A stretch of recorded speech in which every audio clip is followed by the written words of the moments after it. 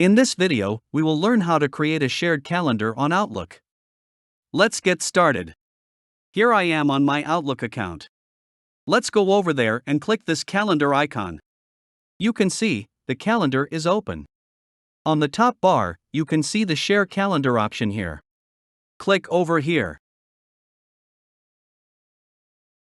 Here enter your email address to share the calendar. I will enter my own to show you how it works. Click on Send. Here, allow permission availability only. Click on Yes.